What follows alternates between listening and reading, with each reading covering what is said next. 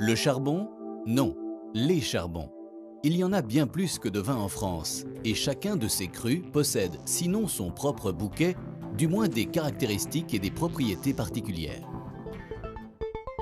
Pour expliquer la formation du charbon, il faut faire un saut en arrière de 200 à 300 millions d'années. À certaines périodes, le sol s'est affaissé et l'eau a tout envahi. La forêt devient alors un vaste marécage. La végétation se décompose et s'accumule à l'abri de l'air. Le ruissellement des eaux amène des terres qui recouvrent les débris végétaux et comblent peu à peu les étendues d'eau. Bientôt, de nouvelles terres émergent, une nouvelle végétation se développe et le cycle recommence. Affaissement du sol, inondation, destruction de la forêt, nouvelle accumulation sous l'eau de débris végétaux, etc. Ces phénomènes, en se répétant durant des millions d'années, ont formé des couches qui se trouvent à des profondeurs très variables selon les mouvements de terrain qui se sont succédés. En se décomposant à l'abri de l'air, ces couches de végétaux sont devenues le charbon.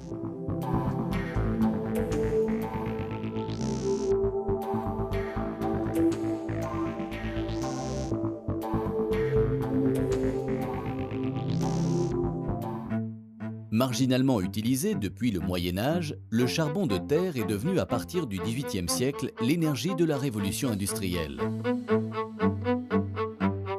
En France, il a été exploité dans le Nord-Pas-de-Calais,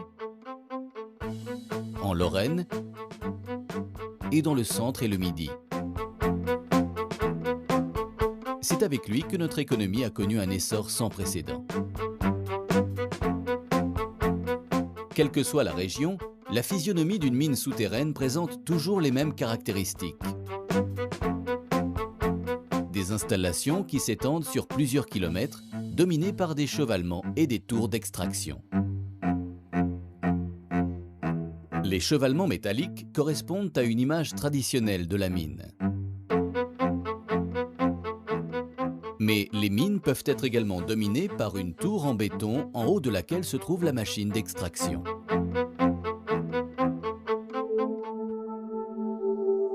Pour exploiter un gisement, on commence par creuser les puits. On descend à travers les différents terrains jusqu'à 500, 800, 1000 mètres et même au-delà. Ici, on a représenté le charbon comme une sorte de ruban, mais en réalité, une couche peut s'étaler sur plusieurs kilomètres carrés. À partir des puits, on fait des tunnels de circulation appelés galeries. Les galeries relient les puits aux différents chantiers d'exploitation. Nous pouvons maintenant commencer notre visite de la mine.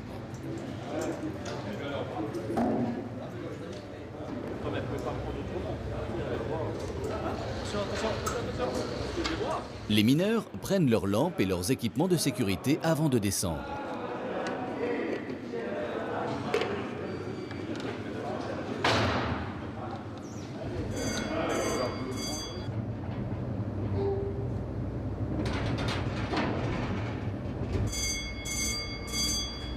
En termes de métier, l'ascenseur s'appelle une cage.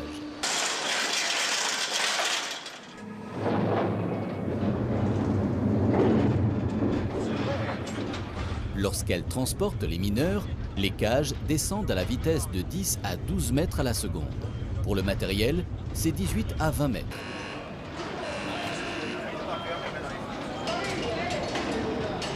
Nous sommes maintenant à quelques centaines de mètres sous terre.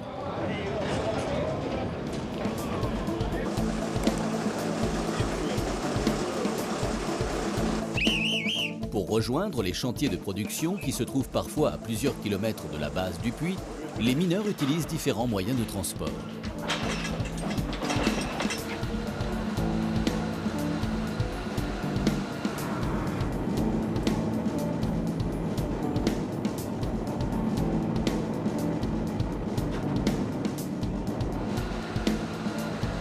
Pour atteindre le charbon, il faut d'abord creuser les galeries au rocher.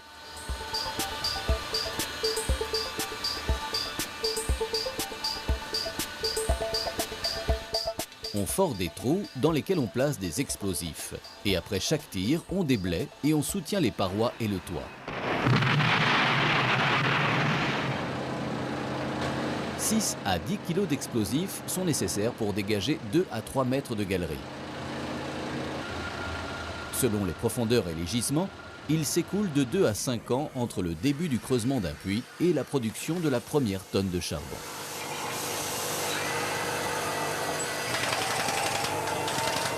La mine souterraine est un milieu qui est naturellement hostile. Le mineur a toujours porté une grande attention à la sécurité.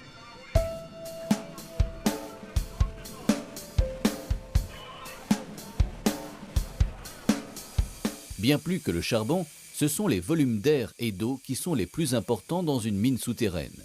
Des volumes qu'il faut impérativement évacuer pour permettre l'exploitation du charbon dans les meilleures conditions de sécurité. Au fond, pour lutter contre l'accumulation des gaz de mine dans l'atmosphère, le grisou ou le gaz carbonique, des systèmes d'aérage sont installés afin de ventiler les galeries. Cette ventilation permanente évite également l'élévation des températures dans les chantiers, car au fur et à mesure que l'on s'enfonce dans les entrailles de la Terre, la température croît en moyenne de 3 degrés tous les 100 mètres. 20 millions de mètres cubes d'air sont envoyés en moyenne chaque jour dans les chantiers du fond pour assurer une bonne ventilation des installations.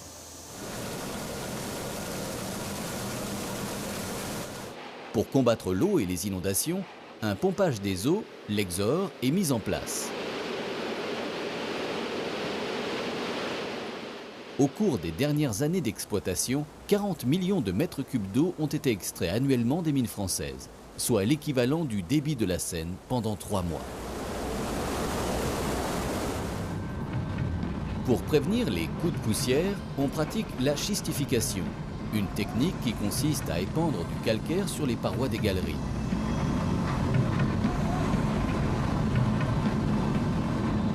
Des bacs remplis d'eau sont également installés au toit des galeries et servent de barrage en explosant sous le souffle précédant l'inflammation, arrêtant ainsi la propagation de l'éventuel coup de poussière. À l'endroit où les galeries rencontrent le charbon, on creuse à même la couche d'autres galeries moins importantes qu'on appelle les voies.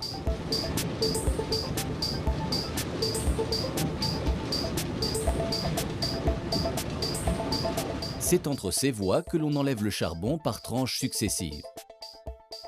Suivant la nature des gisements, il existe plusieurs méthodes d'exploitation pour extraire le charbon que nous allons voir en détail. Afin de bien comprendre ce qui se passe, nous allons imaginer que nous sommes en face d'un chantier. On voit la couche de charbon horizontale, la machine d'abattage, le transporteur et le soutènement marchand destiné à éviter les éboulements. Derrière, le terrain effondré. Vous êtes dans une longue taille en platteur à soutènement marchand. Son ouverture peut varier de 1 mètre dans les exploitations du Nord à 4 mètres dans les derniers chantiers exploités en Lorraine et en Provence.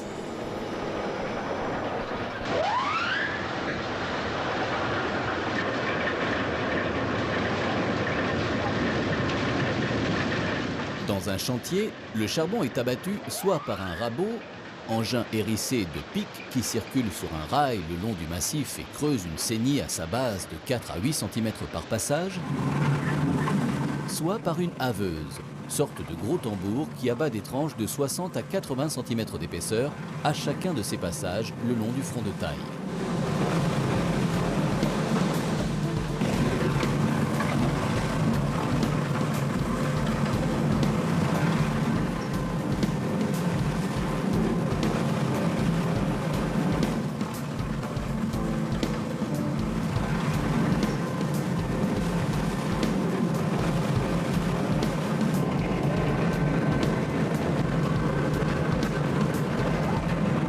Le personnel évolue à l'abri de piles de soutènement hydraulique qui sont avancées au rythme de la machine d'abattage.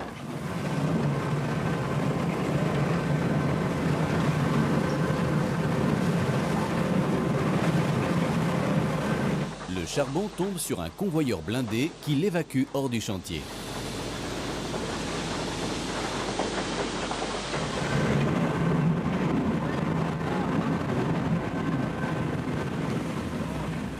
Au fur et à mesure que le charbon est abattu, l'ensemble machine d'abattage, convoyeur, soutènement avance simultanément.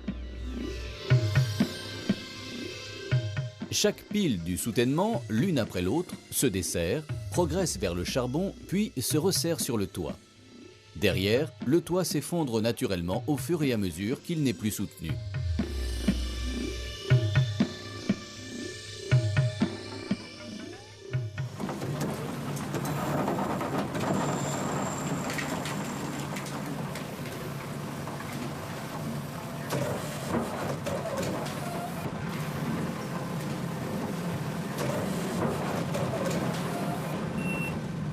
Le chantier de production progresse ainsi de plusieurs mètres par jour dans la couche de charbon.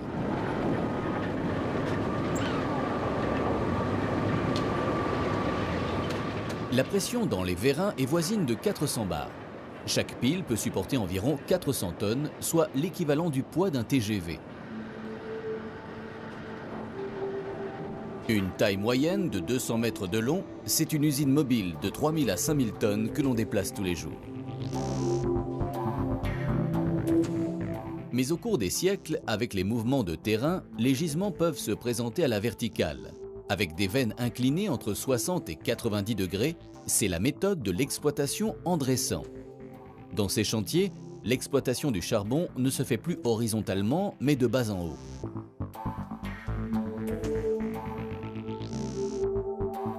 La veine est découpée en deux chantiers symétriques d'environ 300 mètres et la machine abat le charbon par tranches hautes de 5 mètres.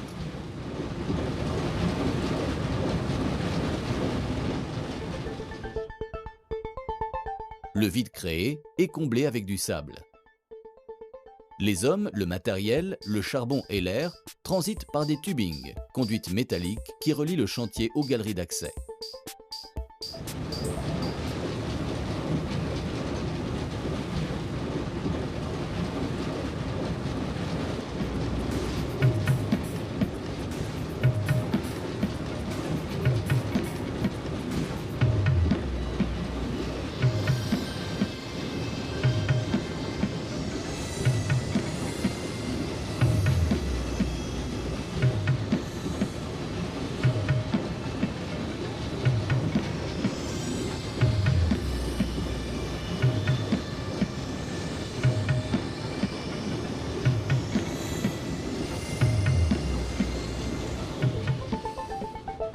Quand la profondeur, la régularité et l'épaisseur du gisement le permettent, on utilise la technique des chambres et piliers.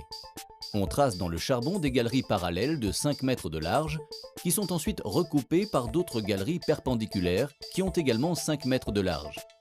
Les piliers restants font alors office de soutènement naturel.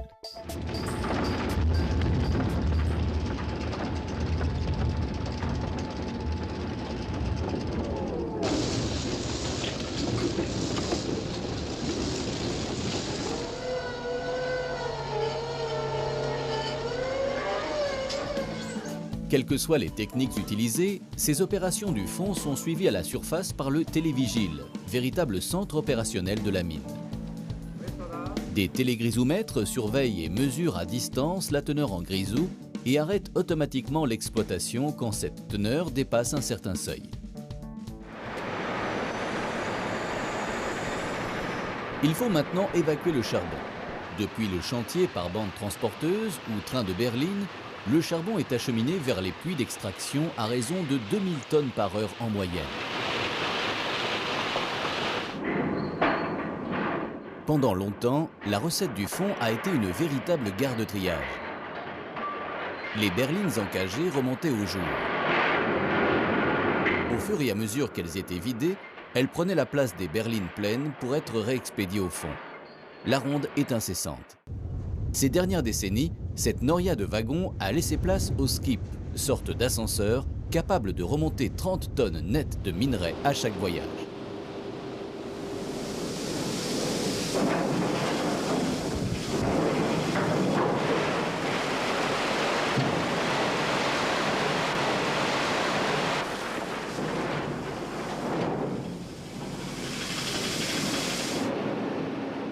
Une fois extrait, le charbon doit être encore trié, lavé et calibré dans un lavoir situé sur le carreau de la mine, à proximité des puits d'extraction.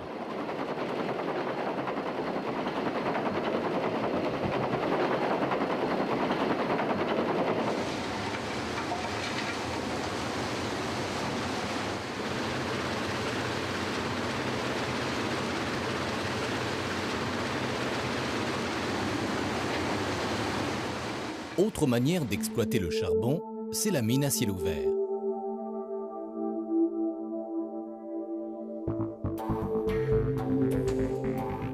Lorsque les couches ne sont pas trop profondes, on exploite le gisement comme une carrière en dégageant les terres qui recouvrent le charbon. Les terres sont enlevées par tranches successives de 3 à 15 mètres d'épaisseur, laissant ainsi à découvert des étages de charbon, d'où le nom d'exploitation en découverte ou d'exploitation à ciel ouvert. Les mines à ciel ouvert ont été exploitées dans le centre-midi, en Bourgogne, dans l'Aveyron, le Gard, l'Hérault, le Tarn, l'Auvergne, la Loire et le Dauphiné.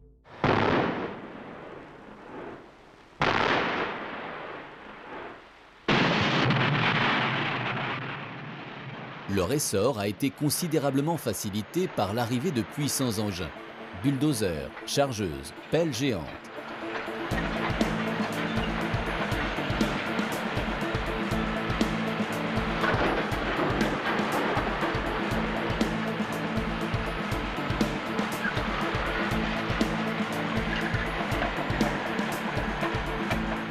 Les camions avec des roues de 3 mètres de diamètre peuvent transporter jusqu'à 140 tonnes.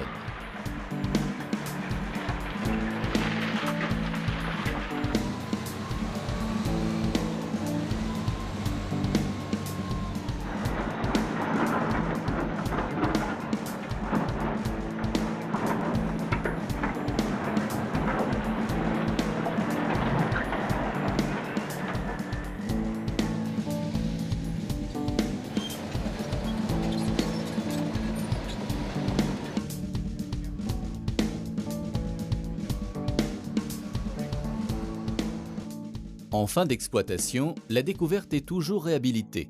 Le paysage est reconstitué et souvent amélioré.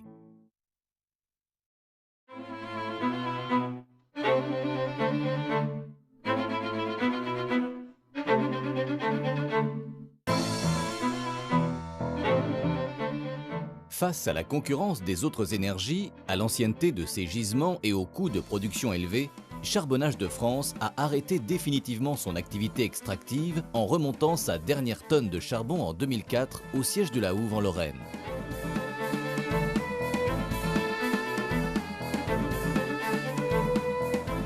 Grâce à une amélioration incessante de ses techniques d'exploitation, Charbonnages de France a porté la production nationale à près de 60 millions de tonnes en 1958.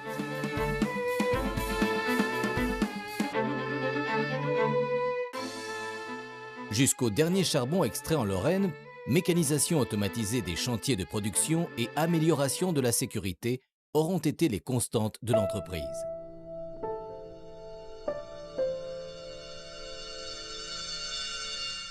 La dernière page de Charbonnages de France se tourne, mais pas celle du charbon, cette énergie abondante et sûre avec laquelle il faudra compter au XXIe siècle.